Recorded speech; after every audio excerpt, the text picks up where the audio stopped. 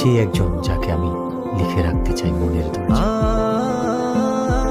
যার ছবি আঁকতে চাই ভালোবাসার রঙিন তুলিতে মনের ক্যানভাসে।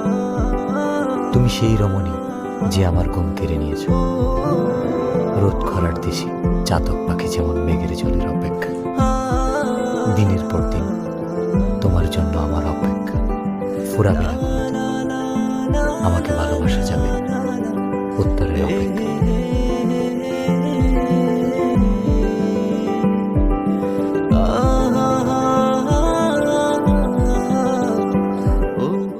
ভর দুপুরে অপেক্ষা, কৌতূহল, উৎকণ্ঠা, অস্থিরতা, মনের দরজায় কি বুঝি কড়া নেড়েছে।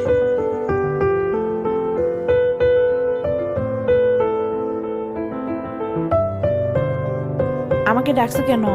একটা দরকার ছিল। কি দরকার? এই চিঠিটা ওর কাছে দিতে পারবা? ওটাকে? ওই যে ছেলেটা আসে। ও আচ্ছা, বিল্লাল ভাই। আচ্ছা দাও। বিল্লাল ভাইয়ের কাছে তো পৌঁছে দিতে পারবো না, কিন্তু ভাইয়ের সাথে যে ছেলেটা থাকে নুসান, ওর কাছে পৌঁছে দিতে পারবো। আচ্ছা, যেভাবেই হোক চিঠিটা পৌঁছে দিও। আচ্ছা আচ্ছা ঠিক আছে। ভাই, ইদানিং খেলতে যাও না, ব্যাপারটা কি? আমার খেলতে ভালো লাগে না। তোমার খেলতে ভালো লাগে না? ভালো লাগে না। বুঝছি, কি বুঝছস? কিছু একটা চলে। আরে না, এমনি খেলাধুলা ভালো লাগে না। ভাই কেমন আছো? ভালো আছি। এই নুসান, এদিকে আয় তো। কি হয়েছে এত চিল্লাইতেছস কেন? দেখোস না ভাই আছে। এই চিঠিটা ভাইয়াকে দিবি। কে দিছে? তোর জানার দরকার নাই, ভাইয়াকে দিলে ভাইয়া বুঝতে পারবে। আচ্ছা তুই দাঁড়া, আমি ভাইকে বলতেছি। আচ্ছা। ভাই মিলি দিছে।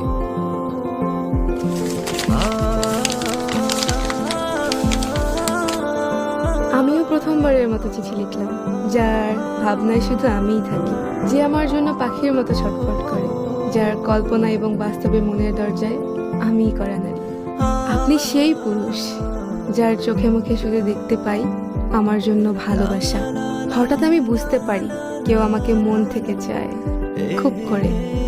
আপনার অপেক্ষা ফুরাবে কিনা আমি জানি না, আপনাকে উত্তরটা জানিয়ে দিলাম। একটাই কথা বলবো, ভালোবাসি। মিলিকে গিয়ে বলবি শিমুল বাগানে আজকে 4টার সময়